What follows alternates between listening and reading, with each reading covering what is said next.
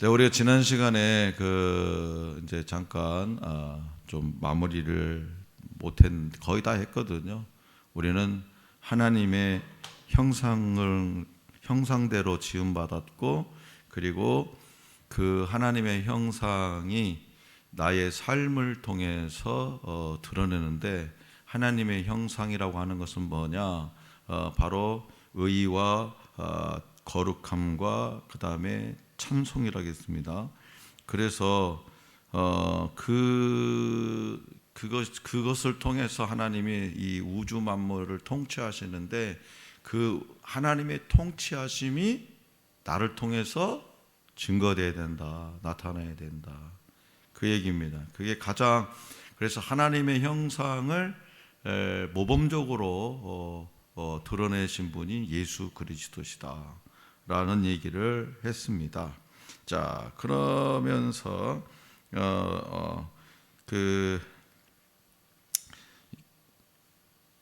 시편 8편에 다윗이 이렇게 찬송하죠. 여호와 우리 주여, 주의 이름이 온 땅에 어찌 그리 아름다운지요, 이렇게 찬송하는데요.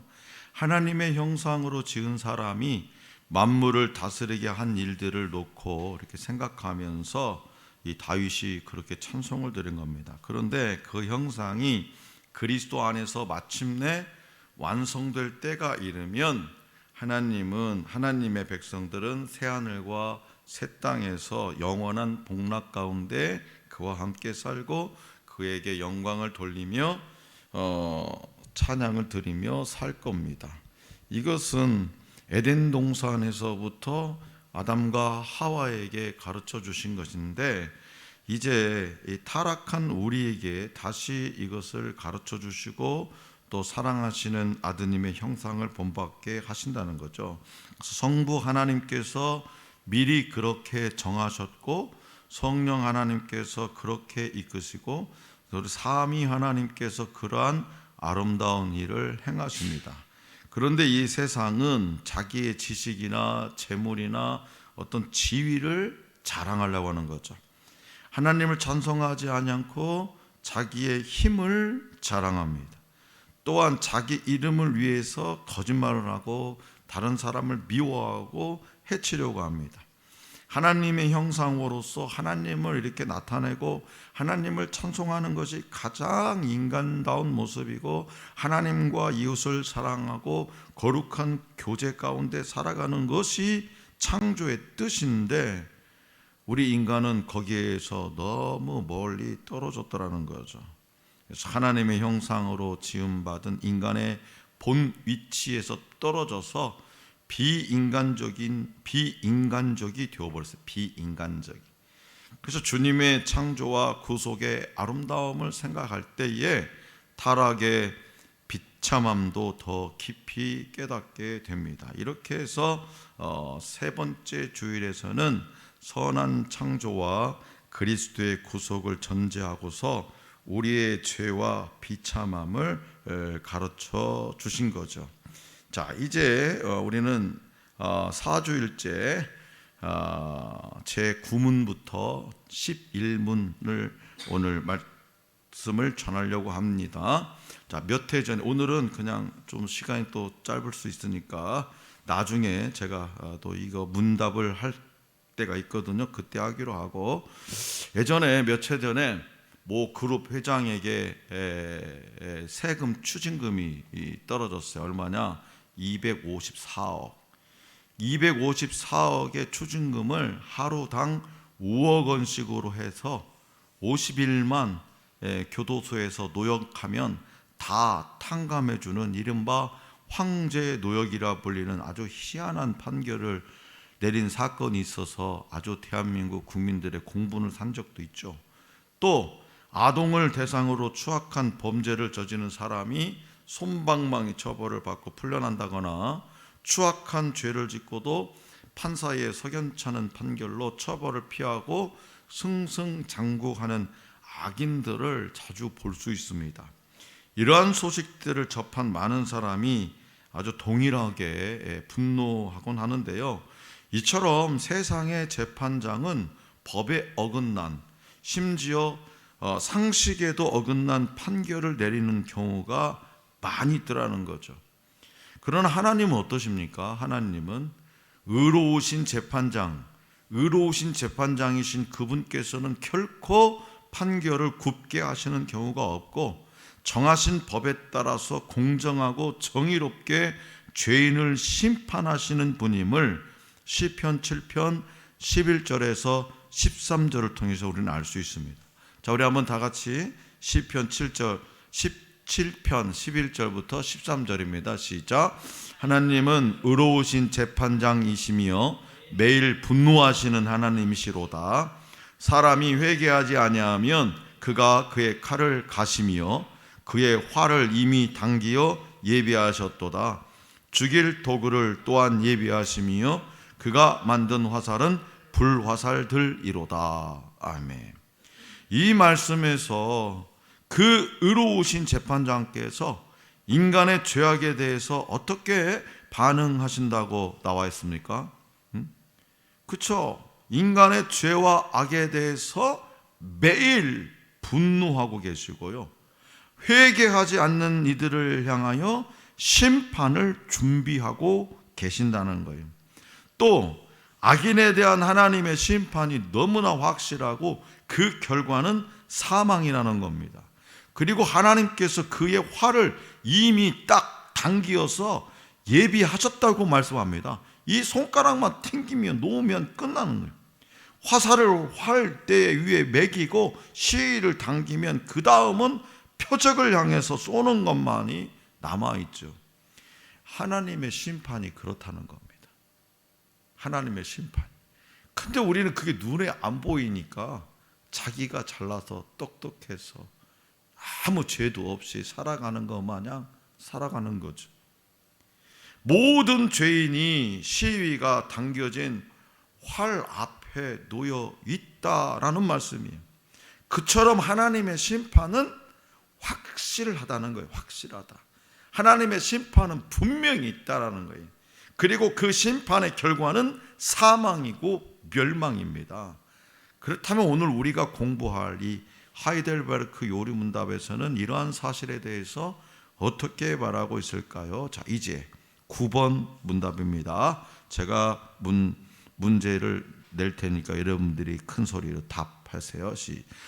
제 9문. 하나님께서 사람이 행할 수 없는 것을 그의 율법에서 요구하신다면 이것은 부당한 일이 아닙니까? 아닙니다. 하나님은 사람이 행할 수 있도록 창조하셨으니 사람은 마귀의 꾀에 빠져 고의로 불순종하였고 그 결과 자기 자신뿐 아니라 그의 모든 후손도 하나님의 그러한 선물들을 상실하게 되었습니다. 아멘. 자, 지난 시간에 나눈 것처럼 우리에게는요, 본성적으로 하나님과 이웃을 미워하는 성향이 있기 때문에 율법을 온전히 지킬 수 있다 없다? 지킬 수 없습니다. 그래서 9번 문답은 하나님께서 이처럼 본성적으로 율법을 지킬 수 없는 우리에게 율법을 지키도록 요구하는 것이 부당한 일 아니냐, 그런 질문을, 아니 지킬 수도 없는데 율법을 지킬 수 없는데 지키도록 요구하는 것이 부당한 거 아니냐, 그런 질문을 던지고 있었죠. 본성적으로 하나님과 이웃을 미워하는 성향을 가지고 있는 이들에게 하나님과 이웃을 사랑하라고 명령하는 것은 부당하다는 겁니다. 하나님의 요구를 부당한 것으로 돌리는 듯한 그런 질문이요, 이것이 하이델베르크 요리문답의 특징입니다. 한 문답이 끝나면 거기서 품을 수 있는 의문이 자연스럽게 다음 질문으로 이어지게 되어 있어요. 하이델베르크 요리문답은 마치 사람이 행할 수 없는 일을 요구하시는 하나님께 책임을 전가하는 듯한 그런 질문이에요. 아니 내가 율법을 다 완전하게 지킬 수 없는데 왜 그런 쓸데기 없는 질문을 하셔가지고 나를 괴롭게 하십니까? 그런 거죠. 그런데 답이 어떻습니까? 아니라는 거예요. 사람이 행할 수 없는 것이 율법에 요구되고 있지만 그 원인과 책임이 사람에게 있기 때문입니다. 왜 그렇습니까? 하나님께서 맨 처음 사람을 창조하실 때에는 하나님의 말씀대로 행할 능력과 자유가 충분하게 있었습니다. 그런데요, 마귀의 꿰매 빠져 불순종했기 때문에 그러한 능력을 상실했다는 것이죠. 여기서 중요한 사실은 마귀의 꿰매 빠져 고의로 불순종했다는 겁니다. 마귀에게 우리의 의지를 조종당한 것이 아니라 마귀의 미혹에 속아 스스로 자기 의지로 죄를 지었다는 거예요. 그리고 그 결과 우리 조상인 아담과 그 후손인 우리 모두는 하나님의 말씀대로 행할 수 있는 능력과 자유를 상실하게 되었다는 거예요. 얼마나 안타까워요. 따라서 죄의 책임은 그 누구도 아닌 누구에게 있다? 우리 자신에게 있는 겁니다. 그리고 같은 이유로 하나님께서 주신 율법의 요구들은 결코 부당한 것이 될 수 없습니다. 전적으로 내 잘못이기 때문에, 내 잘못. 여기까지가 우리의 상태와 그 이유에 관한 질문이었다면 이제는 그 결과에 대한 질문으로 이어지고 있죠. 제 10번 문답입니다. 또 제가 문제 낼 테니까 여러분 답하세요. 제 10문, 하나님께서는 그러한 불순종과 반역을 형벌하지 않고 지나치시겠습니까?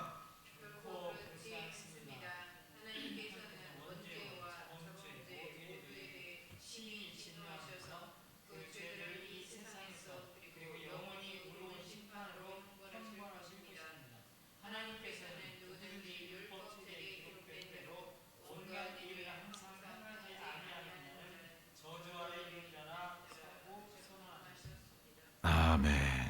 자, 우리가 율법에 순종할 능력을 상실한 것이 하나님의 책임이 아니라 우리의 책임이기 때문에 하나님께서 우리의 불순종에 대해서 책임을 물으시는 것 또한 부당한 일이 아니라 지극히 정당한 일임을 알게 해주는 문답이죠.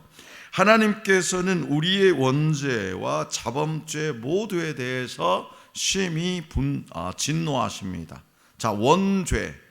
인간에게는 죄가 두 종류가 있습니다. 아주 광범위하게 두 종류. 하나는 원죄, 하나는 자범죄입니다.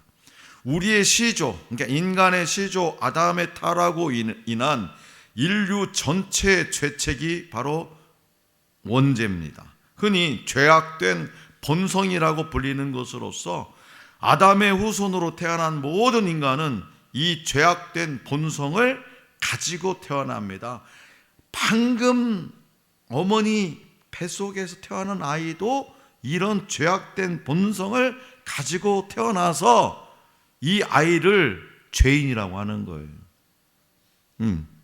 따라서 누가 가르쳐주지 않아도 거짓말하고, 야, 너는 이거 꼭 이렇게 거짓말해야 돼. 누가 가르쳐줘서 거짓말하는 거 아닙니다. 그렇게 가르쳐줘서 거짓말 하는 경우도 있을 수 있지만 자기 스스로가 꾸며낸다는, 이것이 죄악된 본성이, 자기 의지를 가지고 다양한 방법으로 죄를 짓게 되는 거예요. 그죠? 빨간불인데 건너가요. 빨간불에 건너가야 돼요? 서야 돼요? 건너가면 안 되잖아요. 약속이잖아요. 사람과 사람 사이에. 자기 의지를 가지고 다양한 방법으로 죄를 짓게 되는 거예요. 그래서 자범죄라고 뭐냐? 하나님의 율법을 어기는 모든 행위, 세분하자면 말과 생각과 행동 전반을 포함하는 죄. 그런데 하나님께서는 이 모든 죄들에 대해서 심히 진노한다는 거예요. 원죄든 자범죄든. 나는 도덕적으로 깨끗해. 지금까지 법을 위반한 일 없고 법 없이도 살 사람이야. 그렇지만 그에게도 그 자범죄는 없을지 몰라도, 철저하게 없을지 몰라도 그에게는 무슨 죄가 남아있다? 원죄가 남아요. 그래서 그는 죄인이라는 거예요. 그래서 이 모든 죄, 원죄, 자범죄에 대해서 심히 하나님은 진노하신다는 거예요. 이러한 사실을 우리는 시편 7편 11절을 통해서 알 수 있는 거예요. 그리고 그 결과가 뭐냐? 영원히 의로우신 심판으로 형벌을 하시는 겁니다. 형벌. 따라서 율법책에 기록된 대로 온갖 일을 하지 않는 모든 죄인은 하나님의 심판과 저주 아래 놓여 있는 불쌍하고 비참한 상태입니다. 이어진 11문답에서는 하나님의 거룩하신 성품에 대한 질문으로 이어지죠. 또 한번 제가 문제 읽어드릴까요? 여러분 답하세요. 제11문. 그러나 하나님은 또한 자비하신 분이 아닙니까?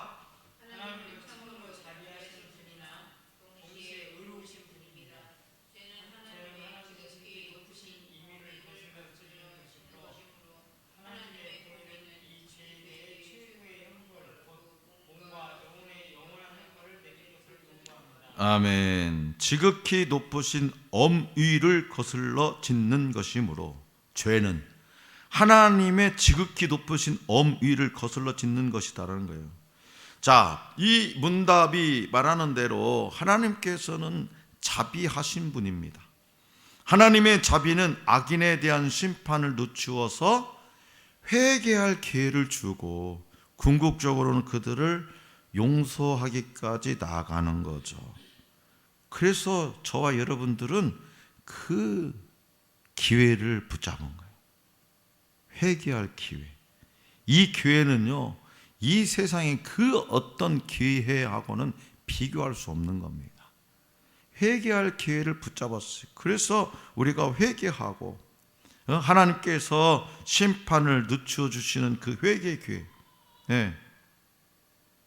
궁극적으로는 그들을 용서하기까지 했다는 거죠.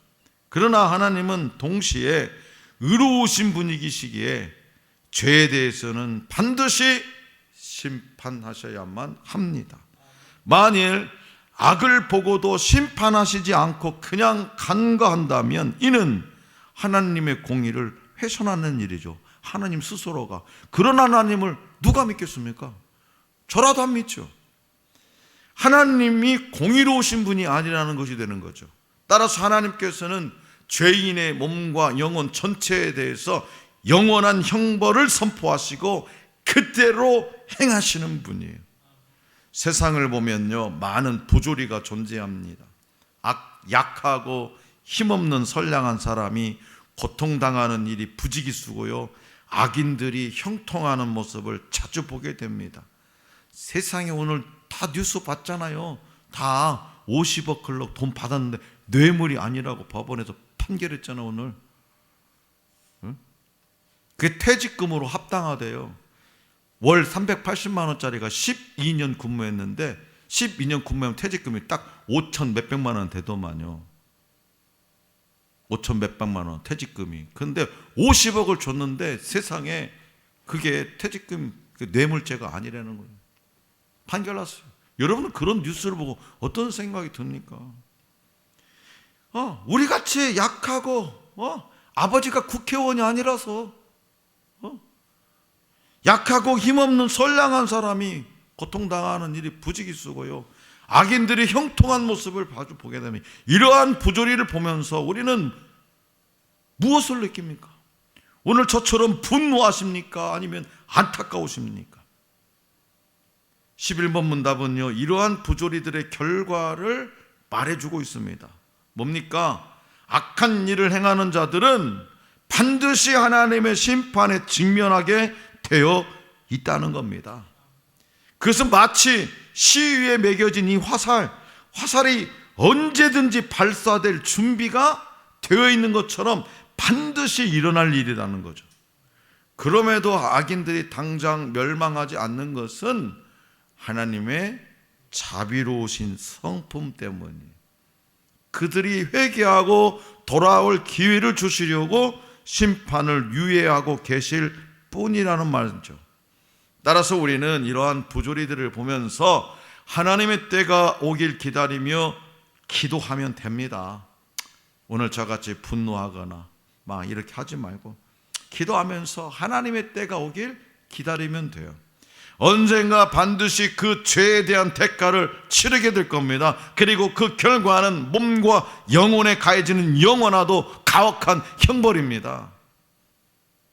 하나님 팔아먹고 예수님 이름 팔아먹고 장사해먹는 가짜 사이비들, 그들도 우리가 안타까울 뿐이에요. 안타까울. 그러나 우리는 이 문답을 다른 사람에게만 적용해서는 안 된다는 거예요. 바로 내 자신에게도 적용해 보아야 됩니다. 구원받기 전에 내 자신의 상태가 어땠습니까? 하나님과 단절된 비참한 상태가 아니었습니까? 우리 자신의 죄에 대한 형벌이 확정되어 있는 이미 죽은 자와도 같은 상태가 아니었습니까? 이러한 상태를 벗어나서 자신을 구원할 길은 우리 스스로에게서는 도무지 찾을 수가 없습니다. 우리의 죄가 하나님 앞에서 너무나 무겁고 하나님의 심판은 준엄하기 때문에 죄에 대한 형벌을 내 스스로 감당해내는 것은 불가능합니다. 따라서 본 문답은 우리로 하여금 우리의 자신에 대한 절망으로부터 눈을 돌려서 우리를 구원할 방법을 우리 밖에서 찾도록, 다시 말해서 나를 구원해 주실 한 중보자 메시아를 바라보도록 인도해 주는 문답이 바로 11번 문답이라는 거예요. 그분이 누구냐? 바로 우리 주 예수 그리스도이십니다. 우리는요, 구제 불능의 죄인들이었습니다. 행위로는 아직도 그러합니다. 법적으로 사형수에 해당되는 사망과 멸망과 영원한 형벌이 확정되어 있는 죄인들이었습니다. 예수 그리스도를 구주로 믿는 믿음은 바로 이 사실을 믿는 것에서부터 출발하는 거죠. 왜냐하면 자신을 죄인으로 인정하지 않는 사람은요, 자신을 구원한 구주를 필요로 하지 않기 때문이죠. 그래서 여러분들이 막 전도하잖아요. 친구가 됐든 누가 됐든 그 사람들이 안 믿으려고 하잖아요. 무슨 얘기입니까? 내 문제는 내가 알아서 할게. 나는 아직까지 누가 도움받을 필요 없어. 그런 태도에서 나오는 거예요. 난 도움받을 필요가 없어. 괜히 나 귀찮게 하지 마.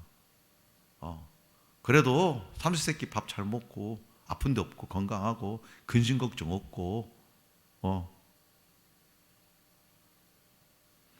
그런 점에서요, 진짜 오늘날 교회들 사이에서 유행하는 전도법들에 대해서도 우리가 생각할 필요가 있는데요. 고구마 전도법 아시죠? 고구마 전도법. 약간의 칭찬과 함께 혹시 예수 믿으십니까? 딱 찔러보는 거죠. 예. 고구마 익었나 안 익었나 할 때 막 불 떼가지고 그 소뚜껑 많이 열어보고 고구마 쪄봤어요? 김단빈 청년 고구마 불로 떼봤어? 쪄봤어? 진짜 불로 떼가지고 어디서? 할머니 집에서 뭐 그럴 수도 있겠네. 그거 어떻게 잘 떼고 어떻게 고구마 익었나 안 익었나 어떻게 계속 불만 떼? 쫙 떼보고 김라면 뚜껑 열어서 그건 고구마 구운 거지. 왜 그래? 고구마 찐 거. 솥에다 넣고 가마솥에다 넣고 찌죠. 그만 김이 팍 일어나잖아. 다 익었을까 하면 뚜껑 싹 제껴가지고 젓가락으로 찔러본다고. 그러면 어떻게 젓가락이 잘 안 들어가면 설 익었어. 그럼 더 떼야 돼. 그거 또 찔러보고. 고구마 전도법이 그러는 거예요. 혹시 예수 믿으십니까? 아니요. 아니요는 뭐요? 생둥이라는 거예요. 생둥이 아예 고구마. 또 교회 내가 초등학교 좀 다녔는데 조금. 그런데 그런 전도법 또 한 번 문 것은 절대로 놓지 않는다는 그런 진돗개로부터 착안한 진돗개 전도법, 각종 심리 상담 기법을 통한 전도법들이 많이 있죠.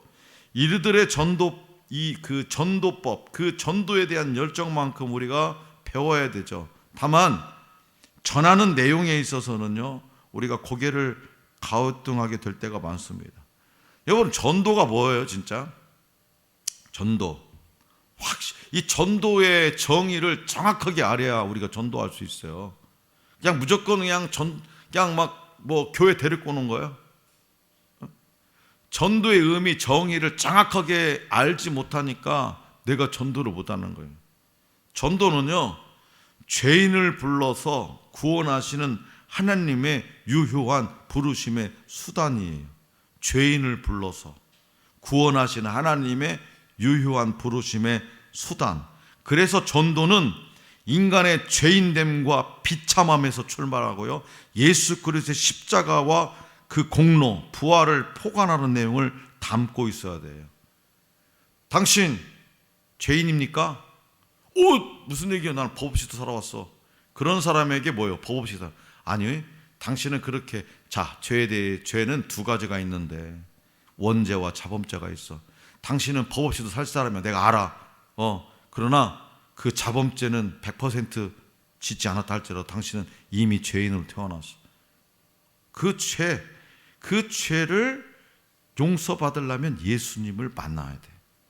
예수님은 당신의 죄를 용서해 주시기 위해서 십자가에 못 박혀 죽으신 분이야. 그 예수님을 만나면 당신은 죄사함 받고 영원한 천국에서 살아갈 수 있어. 그렇지 않으면 지옥에서 살아갈 수밖에 없어. 이런 내용을 담고 있어야 돼요. 당신은 죄인이라는 거예요. 이 죄인이라는 사실을 가르쳐줘야 돼요. 근데 그걸 인정하지 않으려고 그러잖아요. 근데 우리도 그걸 막 또 설명해 주려니까 힘들어하니까 그런 얘기를 싹 빼고, 우리 교회는 말이야 가족 같은 교회야. 와봐, 그냥 재밌어. 그냥 무조건 와봐, 그냥 재밌어. 분위기가 좋다니까. 그래서 우리는 그런 것보다도 이런 인간의 죄인됨, 비참함, 이런 것들을 깨닫게 해줘야 되는 거예요. 왜냐? 우리가 궁극적으로 죄로부터, 또 그로 인한 심판으로부터 구원받은 것이기 때문이죠. 자, 사랑하는 성도 여러분, 우리는 비참한 죄인들이었습니다. 비참한 죄인들, 죄로와 허물로 죽었던 죄인들이었습니다. 도무지 내 자신 안에서는 구원의 길을 찾을 수가 없는 자들이었습니다. 아무리 득도를 해도요, 스스로가 구원할 수 없어요. 그러나 하나님의 아들이시며 영원한 중보자 되신 예수 그리스도를 구주로 믿어서 하나님의 자녀가 되었습니다. 예수 그리스도 안에서 용서를 받고 죄와 사망에서 풀려난 사람들은 전에 행한 삶의 방식과는 다르게 살아야 합니다. 로마서 6장 16절이에요. 이제 넘겨 시작. 너희 자신을 종으로 내어주어 누구에게 순종하든지 그 순종함을 받는 자의 종이 되는 줄을 너희가 알지 못하느냐? 혹은 죄의 종으로 사망에 이르고 혹은 순종의 종으로 의에 이르느니라. 아멘. 이 생애에서, 우리 인생에서요, 이 땅에서 살아가는 동안 우리는 둘 중에 하나가 된다고 말씀하세요. 죄에 헌신하든지 순종에 전적으로 헌신하는 자가 된다고 말씀합니다. 우리 마음에는요, 중간지대는 없습니다. 우리의 마음이 하나님을 쫓든지 우리의 옛 자아를 추구하든지 둘 중에 하나라는 거예요. 우리 주인이 나 자신이든지 하나님이든지 둘 중에 하나라고 말합니다. 그러면 우리가 무엇을 해야 될까요? 사도 바울이 로마서 6장 20절과 21절에서 이렇게 묻습니다. 20절 시작. 너희가 죄의 종이 되었을 때에는 의에 대하여 자유로웠느니라. 너희가 그때에 무슨 열매를 얻었느냐? 이제는 너희가 그 일을 부끄러워하나니 이는 그 마지막이 사망임이라. 아멘. 죄의 삶은 비참한 날을 살게 된다는 거예요. 죄의 삶은 그 끝에 비참의 날로 마감됩니다. 불순종은 쓴 열매만 남게 됩니다. 이런 일의 결국은 뭐라? 사망이니라. 이런 일의 결국은 사망이라요. 아무리 BMW를 타고 다녀도 자기가 예수 그리스도를 만나자면 이 땅에서는 화려하게 사는 것 같은데 그 사람은 지금 비참한 삶을 살아가고 있는 거다 이거예요. 정말 궁궐 같은 대궐 같은 그런 집에서 진짜 명품백 수백 개씩 들고 다녀도 그 사람이 예수 그리스도를 믿지 않으면 그 사람은 비참한 사람이라는 거예요. 죄의 삶은 비참한 날을 살게 되는 겁니다. 그러나 우리는 힘을 다해서 주님의 말씀에 주목하고 죄에서 자유롭게 되고 하나님의 종이 되고 거룩함에 이르는 열매를 맺고 결국에 영생에 이르게 됩니다. 이것이 하나님의 은혜예요. 하나님의 자비로우시며 우리는 하나님의 은혜로 새로운 삶에 방식을 살 수 있게 된 거죠.